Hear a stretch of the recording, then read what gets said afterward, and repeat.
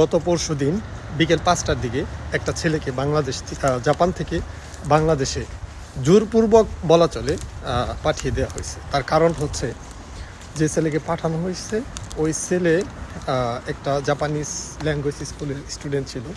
তো বাংলাদেশি দুইজন স্টুডেন্ট একই রুমে থাকতো, যে ছেলেকে দেশে পাঠিয়ে দেওয়া হয়েছে এবং আরেকটা ছেলে, এই দুইজন থাকতো।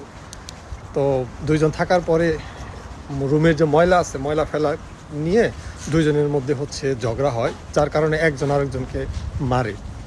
আর জাপানে তো এই ধরনের মারামারি একদমই পছন্দ করে না, যার কারণে যে মার খায় সে তার প্রতিষ্ঠানে বিচার দেয়, শিক্ষকদের বলে। তো তারপরে শিক্ষকরা দুইজনকে ডাকানোর পরে যে মার খাইছে তাকে জিজ্ঞাসা করা হয় যে তাকে যে মারা হয়েছে এর জন্য সে পুলিশি সহায়তা নিবে কিনা।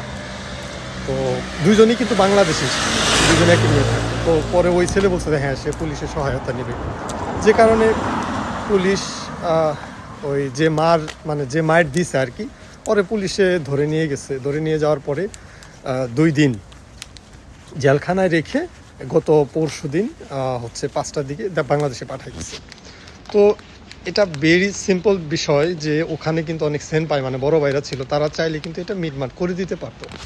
এখন এই ছোটো একটা বিষয়কে কেন্দ্র করে একটা ছেলের দেশে একদমই চলে যাওয়া, সেই ছেলেটা